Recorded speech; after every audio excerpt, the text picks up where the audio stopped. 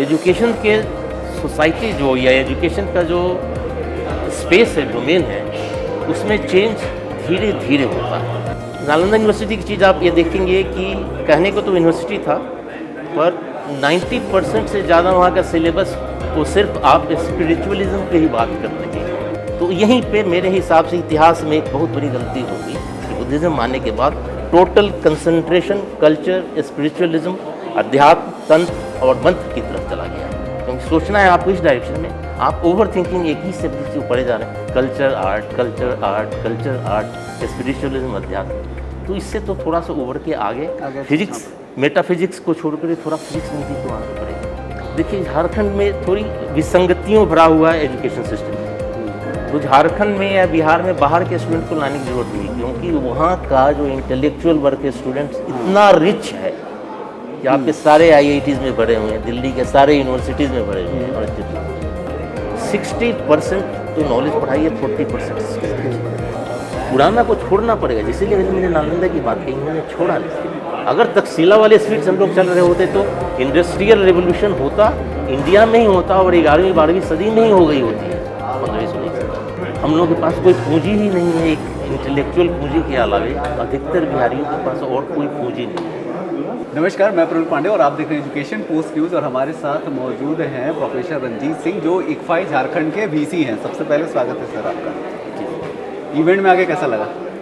Event में आके बहुत अच्छा लगा, क्योंकि यहाँ पे बहुत सारे विद्वान आए हुए हैं, बहुत सारे लोग आए, बहुत कुछ सुनने को मिला, बहुत कुछ सीखने को मिला, और साथ साथ आप जैसे सज्जनों, आप जैसे मित्रों से मिलने का मौका मिला। तो सर सौभाग्य हमारा है कि हमें आपसे मिलने का मौका मिला। नहीं, ये हम सबका पारस्परिक सौभाग्य है कि हम दूसरों एक दूसरे से मिलते हैं और सीखते हैं, और इससे ज़्यादा और क्या हो सकता है। अच्छा, एक बात बताइए, आप तो बहुत सारे एजुकेशन कॉन्क्लेव का हिस्सा इससे पहले बने होंगे और कॉन्क्लेव ऑर्गेनाइज भी करे होंगे। अच्छा, ये बताइए, उस मतलब इसका जैसा आउटकम कुछ होगा, ठीक है, बाकी एजुकेशन कॉन्क्लेव का भी कुछ आउटकम रहता है, लेकिन वो कितनी हद तक उस जो बातें बोली जाती हैं उसको लोग मानते हैं? देखिए, किसी भी कॉन्क्लेव में आउटकम होगा, कुछ रिपीटेटिव आउटकम्स होते हैं। अच्छा। जो कि पिछले कॉन्क्लेव में हुए, जैसे आज का मिसाल लीजिए, अभी तक जो कुछ हुआ टॉपिक्स काफ़ी सिमिलर हैं। इस पर कई संगोष्ठियाँ हो चुकी हैं, कई वर्कशॉप हो चुकी हैं और बातें आती हैं। तो एजुकेशन के सोसाइटी जो या एजुकेशन का जो स्पेस है, डोमेन है, उसमें चेंज धीरे धीरे होता है, और जो चेंज जितना फास्ट होगा वो उतना टिक नहीं पाएगा। तो ये सारे असर धीरे धीरे करते हैं। रसरी यावत जात से सिल पर परत निशान वाली बात है। एक बार आपने कह दिया तो ये चीज़ कोई मानेगा नहीं। यही बात बार बार कही जाएगी, और बार बार आप अपने विचार को, अपने जो दूसरे विचार वाले हैं, आपसे अपोजिट विचार वाले हैं, उनके साथ उसको टेस्ट कीजिएगा, उनके साथ जो विचार विमर्श करने के बाद, तब धीरे धीरे वो विचार, या तो आपका सुपीरियर विचार है या उनका सुपीरियर विचार है, वो सिंक करना शुरू हो जाएगा जी। तो इसकी जो इफ़ेक्ट है, एक क्यूमुलेटिव इफेक्ट है। और सबसे बड़ी बात है, कौन बात क्या है वो तो इम्पोर्टेंट है ही, उसे कहने वाला कौन। तो यहाँ जैसे हम लोग आए, बड़े बड़े शिक्षाविद हैं, बहुत अनुभवी लोग हैं, दायरा बड़ा है, कहने वाले बड़े हैं, तो इसका इम्पैक्ट निश्चित तौर पे होगा, और एक क्यूमुलेटिव इफेक्ट। अच्छा, एक सीधा सा सवाल जी, अगर यहाँ का एजुकेशन पॉलिसी को या फिर एजुकेशन सिस्टम को सुधारने के लिए कुछ पॉइंटर्स अगर देने हो कि ये आपको करना पड़ेगा, तब यहाँ का एजुकेशन सिस्टम में सुधार आएगा, तो आपके तरफ से वो सजेशंस क्या रहेंगे? देखिए, थोड़ा सा हम लोगों को रुक करके सोचना होगा कि जो भारतीय एजुकेशन सिस्टम रही है, आगे थे आप, जैसे तक्षशिला तक की बात आती है, तब तक तो ठीक है। मतलब यूनिवर्सिटी की जब आप बात करते हैं तो यूनिवर्सिटी मतलब हर चीज़ की पढ़ाई होनी चाहिए, तक्षशिला तक ठीक है। उसके बाद जैसे ही हम लोग नालंदा आते हैं, और नालंदा लगभग 5वीं सदी से शुरू हुई, और 1293 में लगभग 12वीं 13वीं शताब्दी में नालंदा नहीं रहा। लगभग 600 साल नालंदा यूनिवर्सिटी रही। और नालंदा यूनिवर्सिटी की चीज़ आप ये देखेंगे कि कहने को तो यूनिवर्सिटी था, पर 90% से ज़्यादा वहाँ का सिलेबस वो सिर्फ आप स्पिरिचुअलिज्म पे ही बात कर रहे हैं। और मेरे हिसाब से वहीं से चीज़ें गलत होनी शुरू हो गई। जैसे ही नहीं सर, मेरा मानना है कि स्पिरिचुअलिज्म जो पहले था वो साइंस और टेक्नोलॉजी को लेकर ही बनाया गया था। जी, मैं बता रहा हूँ आपको। जैसे आप किसी भी यूनिवर्सिटी की बात करते हैं तो आप जानना चाहेंगे क्या क्या सब्जेक्ट पढ़ाई हो रही है। आप नालंदा यूनिवर्सिटी में देखिए क्या क्या सब्जेक्ट पढ़ाई हो रही है। और उसके काल में आज भी आप देखेंगे करीब करीब विश्व के कम से कम 10 यूनिवर्सिटीज़ उस जो ओल्डेस्ट यूनिवर्सिटीज़ हैं और स्टिल सर्वाइविंग यूनिवर्सिटी हैं, उनमें कई सारी यूनिवर्सिटी हैं जो थोड़े दिन के समकालीन रहे। ऑक्सफोर्ड भी नालंदा के कुछ एक दशक बाद ही ऑक्सफोर्ड यूनिवर्सिटी शुरू हुई। सो थिंकिंग, आप पुराने विचारों को छोड़ने के लिए अगर आप तैयार नहीं हो रहे हैं तो आप अटक जाएंगे। सर, हर कंट्री के अपना खुद का कल्चरल वैल्यू होता है। हमारा अलग है, बाकी कंट्रीज़ का अलग है। मैं उसी के बारे में आपको बताना चाहूँगा कि जो वहाँ की भी शिक्षा है वो रूटेड होना चाहिए वहाँ के कल्चर में। हाँ। पर कल्चर ही एक सब्जेक्ट हो जाए तो एक बड़ी अच्छी बात नहीं है। कल्चर एक ओवरऑल बैकग्राउंड है, पर अगर आप बैकग्राउंड से निकल करके उसमें कुछ उकेरने की कोशिश नहीं करेंगे तो कल्चर अपने आप में ही आपको आगे ज़्यादा दूर लेके नहीं बांध के रख देगा, वहीं तक रोक देगा। तो मान लीजिए उसी कल्चर में जिस तरह से तक्षशिला चल रहा था, अगर नालंदा भी चलता तो थोड़ा सा इमेजिन करिए कि अगर ये इंडस्ट्रियल रेवोल्यूशन यूरोप के बजाय इंडिया में हुआ होता तो हम क्या होता है। जैसे आप आज सूट पैंट पहने हुए हैं क्योंकि अंग्रेज़ों का चीज़ है और हर व्यक्ति उन्हीं का अनुकरण करता है जो आपसे आगे दिखते हैं। तो हम वही साइंटिस्ट होते, पर हो सकता है हम धोती पहने हुए या कोई और लिबास पहने होते। हम उनकी भाषा बोलने के बजाय वो लोग हमारी भाषा बोलते हैं। तो यहीं पे मेरे हिसाब से इतिहास में एक बहुत बड़ी गलती हो गई कि बुद्धिज़्म आने के बाद टोटल कंसंट्रेशन कल्चर, स्पिरिचुअलिज्म, अध्यात्म, तंत्र और मंत्र की तरफ चला गया। मुझे कहीं ना कहीं ये भी लगता है कि फिलहाल हम दूसरे कंट्रीज पे पूरा डिपेंडेंट है, वहाँ का कल्चर से लेके वहाँ से इंडस्ट्री। अलग क्वेश्चन है, इंडस्ट्री रेवोल्यूशन इंडिया में क्यों नहीं हुई? जब 1615 में सर थॉमस रो आए जहांगीर के कोर्ट में, इंडस्ट्रियल रेवोल्यूशन शुरू ही हुआ था यूरोप में, तो उन्होंने यहाँ पे आकर के परमिशन मांगी कि हम भारत के साथ व्यापार करना चाहते हैं। तो उनका मजाक उड़ाया गया। फोर्टियर्स ने मजाक बनाया कि आप हमारे साथ क्या व्यापार करेंगे, आप तो नंगे भिखमंगे हैं, आप सिर्फ कहिए कि आप यहाँ से कुछ ले जाना चाहते हैं। और उसके कुछ एक दशक के बाद ही आप देखिए अंग्रेज कहाँ के कहाँ गए। और मात्र ये थी कि उस उधर इंडस्ट्रियल रेवोल्यूशन हो गया था, यहाँ आपके यहाँ नहीं है। और इंडस्ट्रियल रेवोल्यूशन होने के लिए कुछ एकाएक नहीं होता है, कुछ एक शताब्दियाँ चाहती हैं run up to industrial revolution. वो नालंदा के हास हो जाने के बाद नहीं हो सका। क्यों? उनको पता नहीं था बार्टर सिस्टम में काम हो रहा था, ट्रेडिंग कुछ एग्जिस्ट कर रहे हैं, उनको शायद आइडिया ना। नहीं, आप जैसे बोलते हैं कि इंडस्ट्रियल रेवोल्यूशन की शुरुआत आप स्टीम इंजन से मानते हैं। हाँ। स्टीवेंसन या जेम्स वॉट ये आए हैं, ये लगभग, और उसका फाइनल जो देखने को रूप मिला वो आपको 1850 के बाद जब रेलवेज आए, जो ट्रेन्स आई। लेकिन इसकी शुरुआत आपको ताजुब होगा अगर उसके स्टीम इंजन की इन्वेंशन पढ़ें तो ये 11वीं-12वीं सदी में हो चुकी है। It has taken 300 to 400 years till finally the idea has. मतलब कोई साइंटिफिक थॉट से बात करना, वो थॉट इंडियन कॉन्टेक्स्ट में मिसिंग हो गई थी,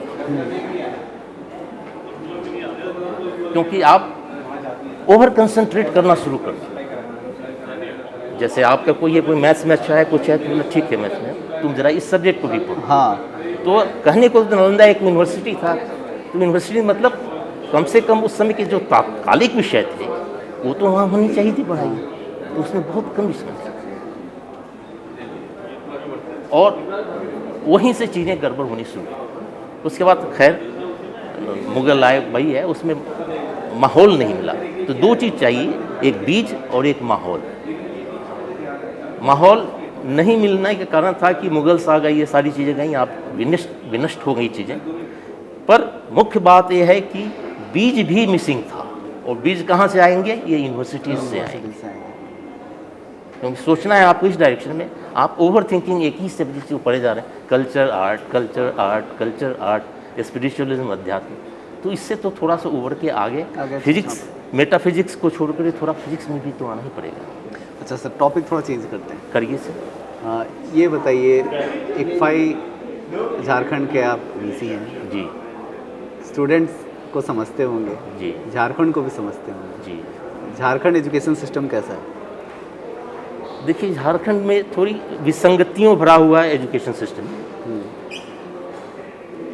जैसे रांची का इलाका है जहाँ पे हमारी यूनिवर्सिटी है, वो पहले से भी एजुकेशन के मामले में बहुत समृद्ध रहा है। हाँ। आपको जान करके थोड़ा विस्मय होगा कि पहला पब्लिक स्कूल सिस्टम, जैसे लॉरेंस सेंट लॉरेंस है, शेरवुड है, बड़े बड़े जो स्कूल्स थे जिनको हम जानते हैं, वो प्राइवेट सेक्टर में थी। पहली बार पब्लिक सेक्टर में नेतरहाट एक स्कूल खोले गए जो बिहार में थी। उसके बाद तो सैनिक स्कूल हुआ। तो सब रांची के अगल बगल। तो वहाँ पे आपको देखिएगा कि दो टाइप की एजुकेशन है, एक अच्छा और एक बिल्कुल ही खराब। तो मिडिल क्लास मिसिंग। और अगर उसको सुधारने की बात है तो हायर एजुकेशन को सुधारने के बजाय सबसे पहले आप मौलिक स्कूल एजुकेशन को सुधारें। बेसिक एजुकेशन को सुधारें। रहीम कभी कहते हैं, क्योंकि एक साथ आप सारी चीज़ को साधने की कोशिश करिएगा तो रह जाएगा। एक सधे तो सब सधे, सब सधे सब जाए, रहीम कहते हैं। तो you are trying to do everything and उस हिसाब से जैसे रांची में वो एक एनकैचमेंट एरिया जैसे एक नदी को होती है, उसी तो यूनिवर्सिटी के लिए एक एनकैचमेंट एरिया होती है जो अच्छे स्टूडेंट चाहिए।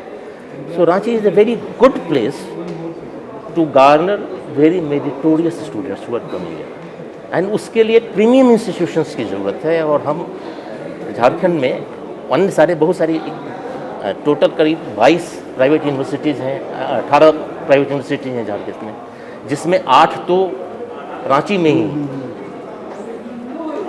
तो हम लोगों का एम्फेसिस ये रहा है कि हम नॉर्मल कंपटीशन को छोड़ करके प्रीमियर इंस्टीट्यूशन हो रहे हैं, ताकि ये प्रीमियर विद्यार्थी हैं रांची के अंदर में, जो नेतरहाट है, विकास विद्यालय है, तिलैया है, सेंट जेवियर्स है, ये देश के बहुत अच्छे अच्छे स्कूल्स और कॉलेजेस हैं, वहाँ से आप किए आएँ और उसके लिए उसके प्रीमियर इंस्टीट्यूशन। अच्छा, आपके जो इंस्टीट्यूशन है उसमें झारखंड के और अदर स्टेट के स्टूडेंट्स कितने हैं? रेशियो क्या है? रेशियो अधिकतर झारखंड के ही स्टूडेंट्स, अधिकतर 90%। हाँ, यस, 90%। तो क्या ही ऐसा, मतलब मेरा जस्ट एक छोटा सा थॉट है जो मैं यहाँ रख रहा हूँ, ऐसा कुछ नहीं है। तो सीन क्या है कि अगर आपका इंस्टीट्यूशन जो लोकल मार्केट से ही स्टूडेंट ला रहा है, क्या हम उसको ऐसे प्रिपेयर कर सकते हैं कि लोकल इंडस्ट्री के हिसाब से एंटरप्रेन्योरशिप की ट्रेनिंग दे सकते हैं, इंडस्ट्री की ट्रेनिंग दे सकते हैं कि लोकली आप क्या क्या कर सकते हो? एग्जाम्पल, आप फार्मिंग सेगमेंट में, इंडस्ट्री सेगमेंट में, कोल सेगमेंट में कैसे एक्सपेरिमेंट करके कुछ नया चीज़ कर सकते हो? ऐसा कुछ ट्रेनिंग एंड डेवलपमेंट किया जा सकता है? हाँ, मैं आपका प्रश्न 2 भाग में दूंगा। पहले तो एक कहावत है, उल्टे बांस बरेली। हाँ। तो झारखंड में या बिहार में बाहर के स्टूडेंट को लाने की जरूरत नहीं है, क्योंकि वहाँ का जो इंटेलेक्चुअल वर्क के स्टूडेंट्स इतना रिच है कि आपके सारे IITs में भरे हुए हैं, दिल्ली के सारे यूनिवर्सिटीज़ में भरे हुए हैं। और अगर हम उन्हीं को वहीं ले आएँ कि आपको आपके घर में हम दे रहे हैं, तो मुझे दिल्ली के स्टूडेंट्स की ज़रूरत नहीं, मुझे अपने स्टूडेंट जो आपके यहाँ चले गए हैं उसी को वहाँ पर लाना है। तो पहली बात तो ये रहने के बाद वो आ रहे हैं तो उनको हम क्या शिक्षा दें? शिक्षा निश्चित रूप से एक बहुत पुरानी कहावत है, पर बेटा वो पंडित जिसके चढ़े घर में हांडी, वो पढ़ाई पढ़ो जिससे घर में हांडी चले। यानी उसको वोकेशनल ट्रेनिंग तो चाहिए ही चाहिए, स्किल चाहिए जिसके कारण उसको इमीडिएटली प्लेसमेंट मिले। और उसके लिए क्या होगा? नॉलेज और स्किल के बीच में आपको समन्वय बनाना है। नॉलेज कितना होना चाहिए और स्किल कितना होना चाहिए, ये बैलेंस अगर आप ठीक से समझ में आए हर स्टूडेंट के लिए, वो सबसे बड़ी क्रिटिकल बात है, क्योंकि अगर आप सिर्फ स्किल देते हैं, जैसे कई लोगों का मानना है, मेरे कई विद्वानों को मानना है कि इंडस्ट्रियलिस्ट को ही बुलाइए कि पढ़ाएं वहाँ, जिससे मैं सहमत नहीं हूँ, क्योंकि आज ही आपने सुना यूनिवर्सिटी यूनिवर्स के लिए, इंडस्ट्री के लिए नहीं। सो इंडस्ट्री में देने के अलावा भी एजुकेशन के और भी बहुत सारे एम्स हैं। सो मैं बात कर रहा था कि स्किल कितना हो, नॉलेज कितना हो। ऑप्टिमल रेशियो काफ़ी विचार विमर्श के बाद, कई संगोष्ठियों के बाद आया है कि आप 60% तो नॉलेज पढ़ाइए, 40% स्किल। और इस चीज़ को हमने, मुझे गौरव होता है कि आज इस देश के किसी भी यूनिवर्सिटी ने इम्प्लीमेंट नहीं किया है और हम लोगों ने इम्प्लीमेंट कर दिया है। सो यानी जो मैनेजमेंट के स्टूडेंट्स हैं उनके 100 में से सिर्फ 60 क्लास होते हैं, 40 क्लास, यहाँ तक कि वो ग्रोसरी के पास जाता है। जो कि आप देखो, एक बनिया के पास जाइए, कोई सामान आप मांगिए 1 मिनट में ला के देता है वो, तो उसकी इन्वेंट्री मैनेजमेंट कैसे चल रही है सारी। सो स्टूडेंट्स हमारे वहाँ बैठ रहे हैं, उनके देख रहे हैं, कैलकुलेशन या अकाउंट्स कर रहे हैं, एंड देन इम्प्रूव कर रहे हैं। उसी तरह से हमने गाँव में भेजा है कि इस गाँव की इकोनॉमी कैसे सुधार सकते हैं एज ए मैनेजर। फिर उसको नॉलेज से लिंक करने के लिए बोलते हैं, जैसे मैस्लो हायरार्की है, जो 7 की हायरार्की। तो हमने कहा क्या गरीब एक व्यक्ति जो उसकी फिजियोलॉजिकल नीड नहीं है ही नहीं, खाने को कुछ नहीं है, क्या वो 7th नीड में हो सकता है? नहीं हो सकता है, क्योंकि साधु संत के पास तो कुछ भी नहीं है। सो गांव में लिंक करिए, और जब तक वो नहीं होगा तब तक मोटिवेशन नहीं आएगी। तो ये तो मैनेजमेंट के साइड से हो गई। इंजीनियरिंग साइड से गांव के एडॉप्ट किए हम लोगों ने। वहाँ पे जैसे एक तालाब है, पीने की पानी की समस्या जहाँ था, पानी है उसमें, लेकिन पूरे गांव का ड्रेनेज सिस्टम भी उसी में जा रहा है। तो ड्रेनेज को सेग्रीगेट कर रहे हैं, उसके लिए एक अलग बना दिया ताकि वो पानी रहे, उसको फ्लोर करके दिन उसको पिला सकें। सिमिलरली उनके साथ छोटे हल की व्यवस्था की जा रही है। जो झारखंड के खेत बहुत छोटे छोटे होते हैं, बहुत बड़े रकबे में नहीं होते, तो क्लासिकल ट्रैक्टर नहीं चल सकते।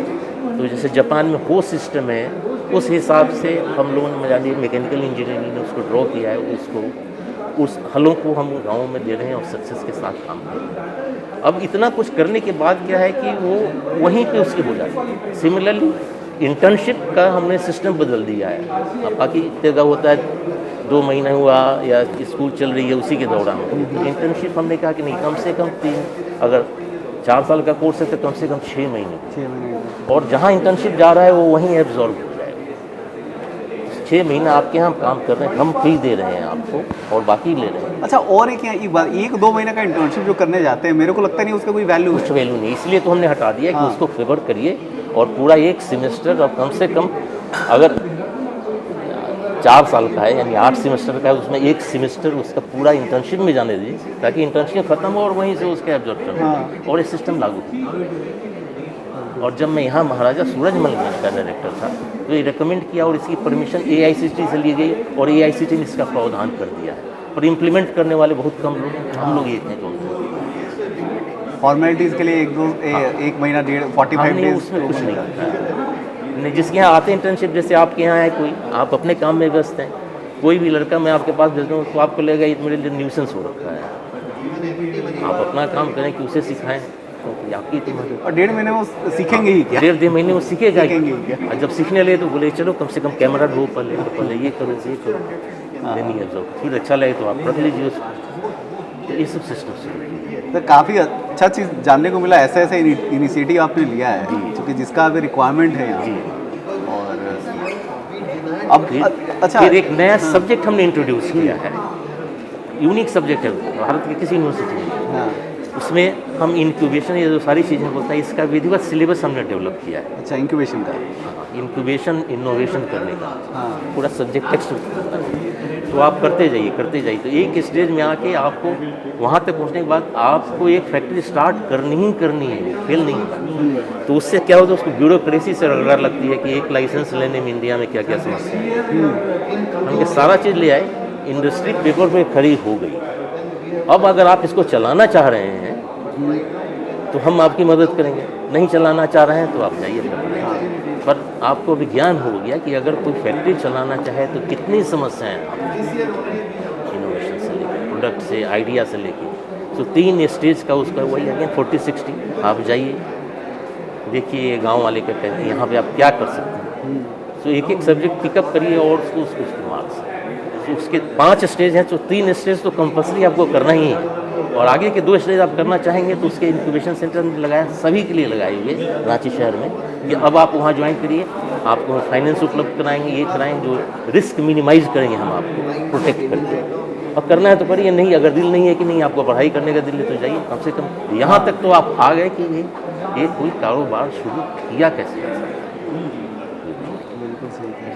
काफ़ी अच्छा लगा सर ये सारी चीज़ें जानकर, और मैं दोबारा चाहूँगा एक बार और इंटरव्यू करने के लिए। जी आप आइए तो, और आपको दिखाएंगे, तो उससे आप क्या होता है, हर लोग हम लोग पढ़े रहते हैं, आपको जैसे ही कहा जाए चलो पान की दुकान पर हाथ पाँव फूल जाते हैं बच्चे, कितना पढ़ना एक अलग है, वहाँ जाते हैं तो वो उस स्टेज तक हम ले जाते हैं, लाइसेंस हो गई, सब चीज़ आ गई, सर्टिफिकेट आ गई, प्रोडक्ट आ गए, कहाँ से आ गया, हम आगे बढ़ना है या नहीं बढ़ना है।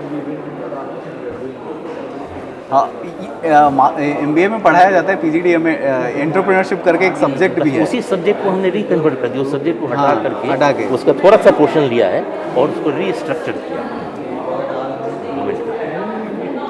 उसमें पढ़ाया तो जाता है कि एंटरप्रेन्योरशिप, लेकिन ये सब पेपर डॉक्यूमेंटेशन कैसे करना है, लाइसेंस लाओ, ये लाओ, वो लाओ, ये लाओ, उसके पहले एमओडी टाइम कुछ जो भी करके आओगे, बस फटाफट एक वर्कशॉप हो जाती है, विद्वानों बुलाते हैं, अपने आइडिया को टेस्ट करो, हाँ, कहीं गलत तो नहीं, सक्सेस मेजर करने का पूरा करके 3rd स्टेज तक ला दिया कि फैक्ट्री तुम्हारी खड़ी हो गई, जो भी तुमने बनाई है कर करा के, अब चलेगी नहीं चलेगी, अब तुम देखो। हाँ, और आगे करना चाहते हो तो हम लोग हैं, तैयार हैं, सरकार से हेल्प करेंगे, हेल्प करेंगे। बहुत बढ़िया सर, बहुत बहुत धन्यवाद सर, बहुत सारी चीज़ें, अच्छी चीज़ें जानने को मेरे को मिला है। तो ये सब संगोष्ठी सुनते हैं तो ये करने के होता है कि कहता है कि हर कोई कहता है करिकुलम बदलने का साहस कोई नहीं करता। और वही मैंने बताया कि पुराना को छोड़ना पड़ेगा, जिसलिए मैंने नालंदा की बात कही, मैंने छोड़ा नहीं। अगर तकसीला वाले स्पीड हम लोग चल रहे होते तो इंडस्ट्रियल रेवोल्यूशन होता, इंडिया में ही होता, और 11वीं 12वीं सदी में ही हो गई होती है, 15वीं 16वीं सदी।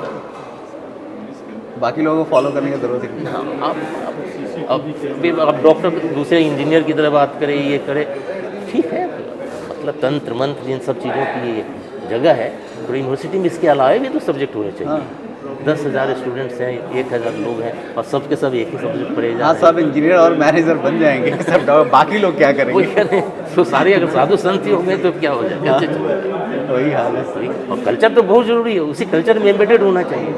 जैसे अभी हम हिंदी में बात कर रहे हैं, बड़ी खुशी हो रही है, कंफर्टेबल है, तो मैं ही नहीं, अगर इंडस्ट्रियल रेवोल्यूशन हो रहा होता तो सारी दुनिया हिंदी में बात कर रही होती।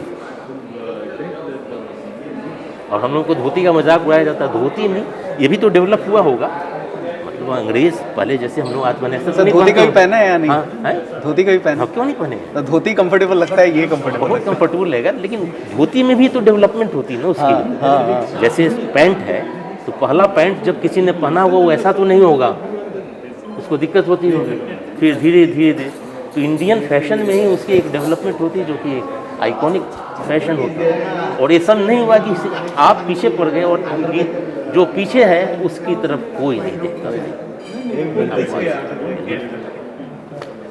और हमें वो करना ही पड़ेगा, और इसके लिए ये है, अब इंडियन नॉलेज सिस्टम में इनकी बातें होती हैं, बहुत अच्छी चीज़ें हैं, लेकिन उसको पकड़ के मत रखिए। मैं बहुत गांव का एक रहने वाला हूँ, वहाँ से निकला, तो मेरी माँ जब निकलने का थ्रू आउट हॉस्टल में ही रहा, तो माँ ने कहा कि देखो, माँ का आंचल पकड़ करके और तुम भोजपुरी बोल करके बहुत दूर नहीं जा सकते, पर इसको जब तुम छोड़ दोगे तो तुम्हारा लगाव खत्म हो जाएगा।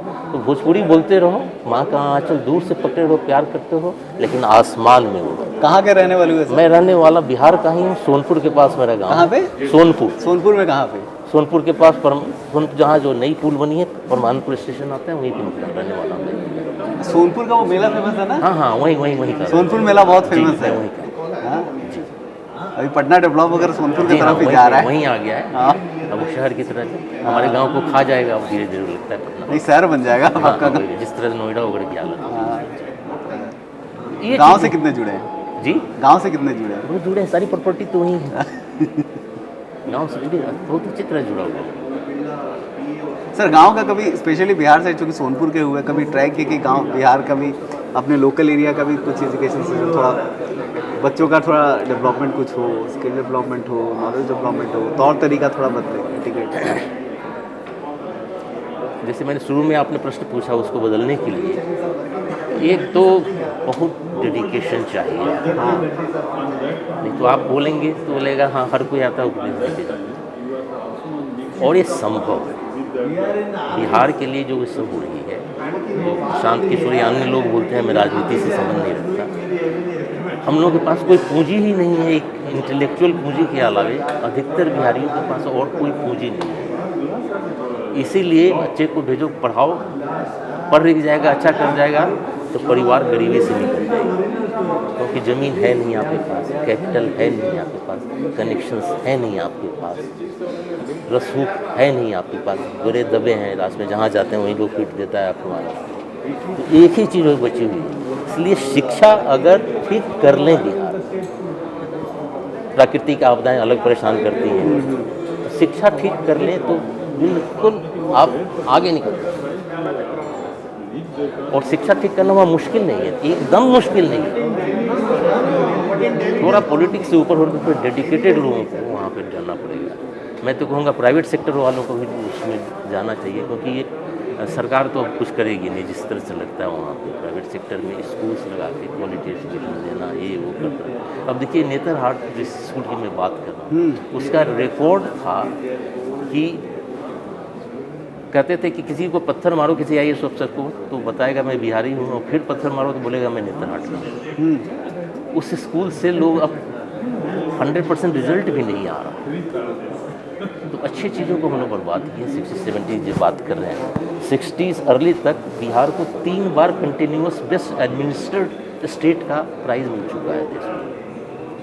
आप यकीन करें, पहला स्टेट है जिसने ज़मींदारी सिस्टम हटाई, पहला स्टेट है जिसने एजुकेशन सिस्टम डेवलप। बट जब पटना का सबसे पुराना स्कूल वही है, नेतरहाट स्कूल। हाँ, नेतरहाट ये रांची के पास है जी। हाँ, तो कहने का मतलब है डेडिकेटेड लोग चाहिए, चीज़ मुश्किल बिल्कुल नहीं है। और जो बाहर जा रहे हैं, दिक्कत ये है कि लौट नहीं रहे, ये छठ वगैरह के अलावा लौट नहीं रहे, उनको लौट करके वहाँ जाना बहुत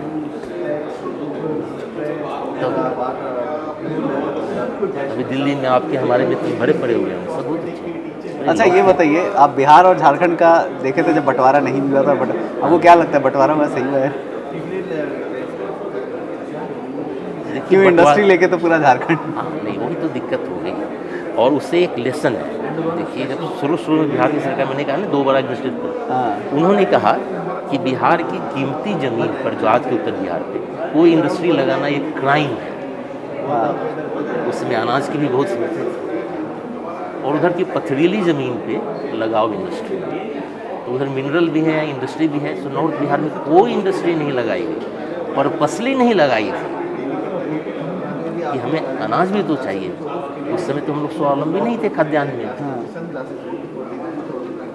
तो ये बड़ी अच्छी स्कीम हुई है ना। इतना करने के बाद अब आप उसको बांट देते हैं तो एक तो बिल्कुल खत्म हो गया। जैसे आप 2 भाई हो, तो तुम पहले होता था कि तू पढ़ने लिखने में पढ़ाई करो, मैं थोड़ा ठीक हूँ, खेती संभाल लूँ। अब वो थोड़ा सेल्फिश हो जाए, आगे जाके वो बोले कि नहीं अब तुम मेरे से अलग हो जाओ, तो फिर चढ़ा गया। पॉइंट बिल्कुल सही है। So now it is a lesson for other states की नहीं, अब पंजाब इंडस्ट्री लगा रहा है तो इतना ही नहीं है। अगर नेशनल लेवल पे देखिए, जो इतनी उपजाऊ ज़मीन है वो इंडस्ट्री से भरे पड़े हुए हैं यहाँ पे, छत्तीसगढ़ से लेकर के पथरीले ज़मीनों को वहाँ लगाइए, और नहीं करेगा क्योंकि अगर उसका स्प्लिट हो जाएगा तो वो तो बैठ जाएगा। जैसे बिहार बैठ गई, इकोनॉमी ही बैठ गई उसकी सीधे। So this is a list जो कि पता नहीं प्लानिंग कमीशन को लेना चाहिए या नहीं लेना चाहिए इस तरह से। बिल्कुल सही सर, काफ़ी अच्छा लगा सर आपसे बात करें, बहुत बहुत